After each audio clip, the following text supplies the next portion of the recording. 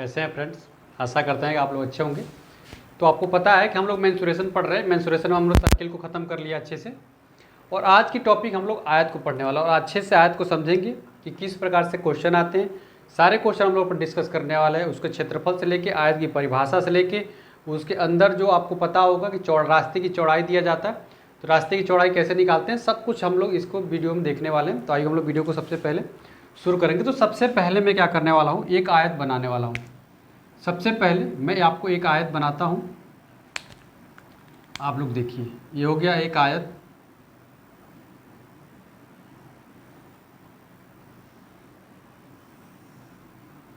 ये बन के हो गया आपका तैयार एक आयत।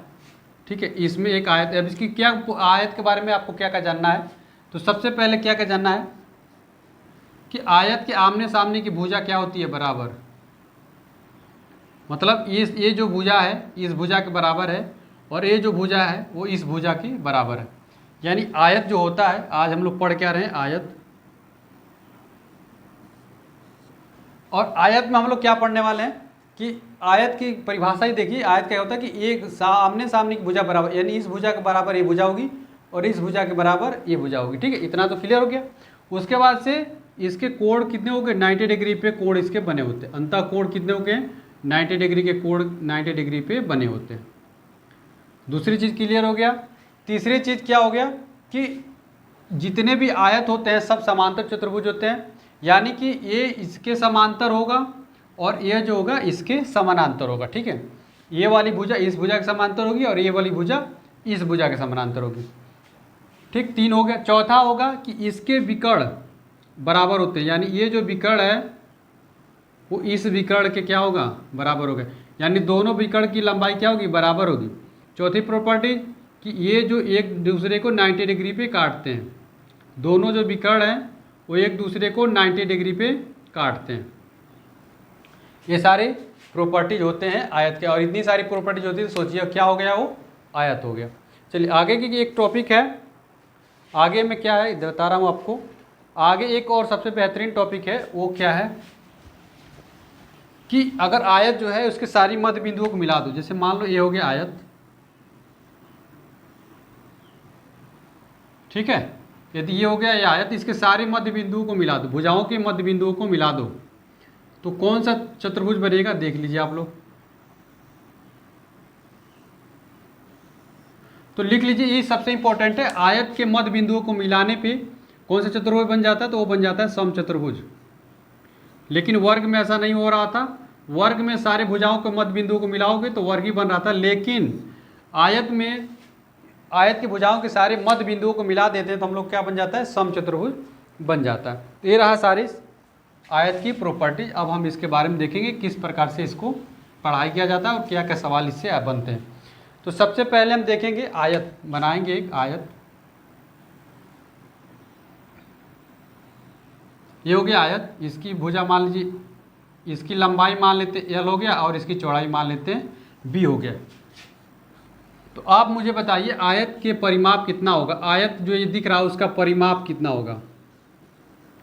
परिमाप बराबर होता क्या है कि चारों भुजाओं की लंबाइयों का क्या कर दो, योग निकाल दो। चारों भुजा की लंबाई में कैसे योग निकालोगे, तो सबसे पहले इसको जोड़ लो L, इस भुजा को जोड़ोगे तो कितना आ जाएगा B, इस भुजा का कितनी हो जाएगी L, और ये भुजा कितने की हो जाएगी B। यानी सबको जोड़ोगे तो कितना आ जाएगा 2L + B। यानी आयत का परिमाप का क्या होता है 2L + B। ये आयत का क्या हो जाता है, परिमाप हो जाता है। आयत का परिमाप 2L × B, यानी L लंबाई इंटू चौड़ाई, यानी दो लंबाई प्लस चौड़ाई को जोड़ के दोगुना कर दो, क्या आ जाएगा परिमाप। आयत का क्षेत्रफल कितना होगा, देखो जो आयत का क्षेत्रफल,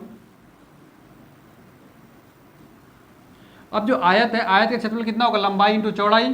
तो आयत का क्षेत्रफल होता है लंबाई इंटू चौड़ाई बराबर L × B। ये हो जाता है लंबाई इंटू चौड़ाई आयत का क्षेत्रफल। इसमें तो किसी को कोई दिक्कत नहीं होनी चाहिए। अब आगे देखते हैं कि आयत का विकर्ण कितना होता है।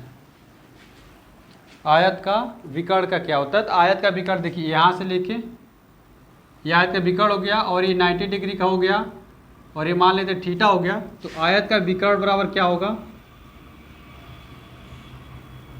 अंडर रूट लंबाई का स्क्वायर प्लस चौड़ाई का स्क्वायर, ये हो जाता है आयत के विकर्ण की लंबाई। ठीक है, तो ये सारी चीज़ें निकल जाती। अब हम सारी चीज़ें जितने इससे क्वेश्चन बनने थे सारी चीज़ मैंने आपको बता दिया, जो जो एग्जाम्पल में आता है इसके सारी चीज़ बता दिया। अब आपको एक दो क्वेश्चन कराते हैं, फिर उसके बाद से हम लोग रास्ते के क्षेत्रफल वाले देखेंगे। अगर रास्ते बीच से गुजर रहा है किसी आयत से तो उसको कैसे हम लोग निकालेंगे।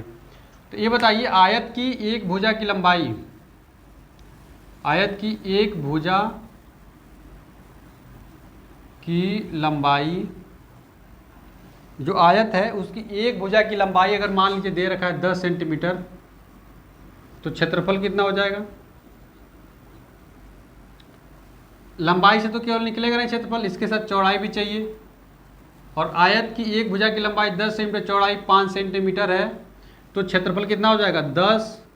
क्षेत्रफल, आयत के क्षेत्रफल होता क्या है, लंबाई इंटू चौड़ाई।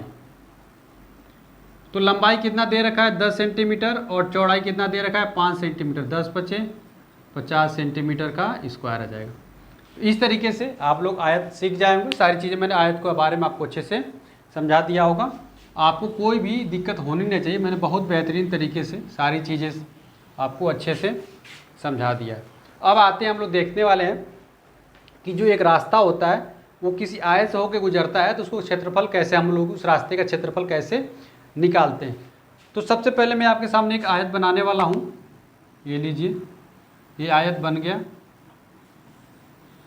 और रास्ता यहाँ से जा रहा है, और इस आयत की लंबाई जो है वो L है। वो आयत की लंबाई कितनी है L, ठीक है, और चौड़ाई कितनी है B। ये आयत की लंबाई L है, चौड़ाई B है, और आपका रास्ता जा रहा है यहाँ से, जो कि कितना सेंटीमीटर है, वो मान लेते हैं कि W सेंटीमीटर का। ठीक है, W है, ध्यान से सुन लीजिएगा। यह एक आयत था, अब इसके बीचों बीच से W सेंटीमीटर चौड़ा एक रास्ता गया, तो इस रास्ते का क्षेत्रफल कितना होगा, ये सवाल आता है, इस रास्ते का क्षेत्रफल कितना होगा। तो देखिए सिंपल सा, अगर ऐसा क्वेश्चन आ जाता है तो सीधी सीधी बात है, यहाँ से लेके यहाँ तक की लंबाई कितनी है L है, और यहाँ से लेके यहाँ तक की चौड़ाई कितनी है W है। तो इस रास्ते का क्षेत्रफल, इसको आप लोग समझ जाइएगा, जब समझ रहेंगे ना तो सवाल हल कर लेंगे। रास्ते का क्षेत्रफल कितना हो जाएगा L इंटू W, रास्ते की लंबाई इंटू रास्ते की चौड़ाई। अब मैं इसको क्वेश्चन करके दिखाता हूँ। देखिए, एक आयत है, उसकी लंबाई मान लीजिए 10 सेंटीमीटर है, उसकी चौड़ाई जो है वो है 5 सेंटीमीटर, और उसके बीचों बीच से एक 2 सेमी चौड़ा रास्ता गया है, उसके बीचों बीच से 2 सेंटीमीटर चौड़ाई का रास्ता गया है, तो उस रास्ते का क्षेत्रफल कितना होगा। तो अब ये बताइए, यहीं से डायरेक्ट निकाल लीजिए, आयत की लंबाई कितनी है 10, और रास्ते की जो ये चौड़ाई है, रास्ते की चौड़ाई कितनी है W, तो W का वैल्यू कितना दे रखा है 2, यानी कि 10 दूना 20 सेंटीमीटर का स्क्वायर आ जाएगा। ठीक है, तो इस तरीके से रास्ते का क्षेत्रफल भी आप लोग इस तरीके से निकाल लोगे। अगला क्वेश्चन देखिए, रास्ते की चौड़ाई से ही है, बहुत सारे क्वेश्चन बनते हैं रास्ते की चौड़ाई से, तो आप लोग सारी चीज़ देखिए, मैं अच्छे से समझाने की कोशिश कर रहा हूँ आपको। अब मान लीजिए कोई आयत है, अब रास्ता यहाँ से आया है, और इसकी रास्ते की चौड़ाई कितनी है 40 सेंटीमीटर, और रास्ते की लंबाई 40 और चौड़ाई मान लेते हैं 20 सेंटीमीटर है, और ये जो रास्ता आया है ये 10 सेंटीमीटर चौड़ा है, 10 सेंटीमीटर चौड़ा है, तो रास्ते का क्षेत्रफल कितना होगा, रास्ते का क्षेत्रफल। अब देखिए रास्ते का क्षेत्रफल होगा कितना, अब यहाँ से लेके यहाँ तक कितना है 20 सेंटीमीटर, और यहाँ से लेके यहाँ तक है कितना 10 सेंटीमीटर, यानी 200 सेंटीमीटर का स्क्वायर। देखिए अगर रास्ता लंबाई के समांतर है तो लंबाई का लगता है, और रास्ता चौड़ाई के अकॉर्डिंग रहे तो चौड़ाई का लगता है। ठीक है, बाकी रास्ते की चौड़ाई तो ही रहती है। ठीक है, कोई दिक्कत तो नहीं होनी चाहिए भाई। रास्ता अगर इधर से जाएगा तो लंबाई का लगेगा, ऊपर से आ रहा है तो चौड़ाई लग जाएगा। ठीक, चलिए ये भी हो गया कंप्लीट हमारा। आगे देखते हैं। आशा करते हैं कि आप लोग समझ रहे होंगे, कोई दिक्कत हो नहीं रही होगी आपको समझने में। अब बहुत ही इंपॉर्टेंट है, रास्ते के चारों तरफ वाला हम लोग निकालते हैं। ये सारी चीज़ें आप लोग समझ गए होंगे। तो मान लीजिए ये हो गया रास्ते, और इसी के अंदर एक चौड़ाई रास्ता आ गया बीच में। ठीक है, इस तरीके के आपने बहुत सारे रास्ते देखे होंगे और बहुत सारे क्वेश्चन भर भर के आता है। इसको निकालते कैसे हैं?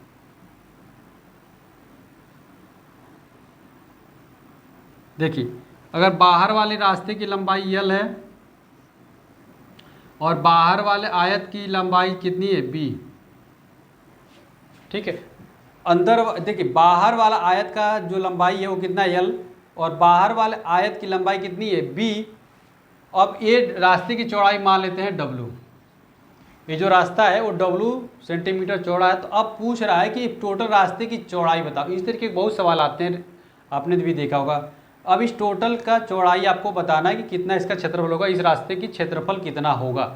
तो एक तो तरीका ये होता है कि तुम बाहर वाले का निकाल के और अंदर वाला का भी निकाल के घटा दो। ये सिंपल सा तरीका होता है, लेकिन कैलकुलेशन जब बड़ा हो जाता है तो हालत ख़राब हो जाती है, तो उसमें आपको परेशानी होती है। एक सिंपल तरीका होता है, अंदर वाले को क्या कर लो, बाहर वाले का क्षेत्रफल निकाल लो, फिर अंदर वाले के क्षेत्रफल से घटा दो, तो आ जाएगा रास्ते का क्षेत्रफल। लेकिन एक स्टैंडर्ड तरीका क्या होता है वो लिख लीजिए, 2 गुणे रास्ते की चौड़ाई, रास्ते की चौड़ाई कोष्टक में लंबाई प्लस चौड़ाई, ठीक है। और ये अंदर की तरफ है तो -2 इंटू रास्ते की चौड़ाई, रास्ते की चौड़ाई। इसको लिख लीजिए, ये बहुत काम आने वाला है। इसको लिख देता हूँ, 2 into W L plus B -2w। इसी को लिख लीजिए, यही सारा काम आने वाला है। और इस तरीके से रास्ते की जो चौड़ाई, चारों तरफ वाले रास्ते की चौड़ाई का जो फार्मूला हो आपको बना दे दिया कि अगर कोई आयत है उसके, अगर किसी आयत के अंदर पूछा जाए तो आप लोग कैसे निकालेंगे। इसमें से कोई दिक्कत नहीं होने वाला है। मतलब कोई एक आयत है, उसी के अंदर अगर w सेंटीमीटर चौड़ाई का एक रास्ता बनाया गया है, तो उस आयत का, उस रास्ते का क्षेत्रफल कितना होगा, ये आपको मैंने निकाल के अच्छे से बता दिया। चलिए अगला हम टॉपिक देखने वाले हैं। अगला टॉपिक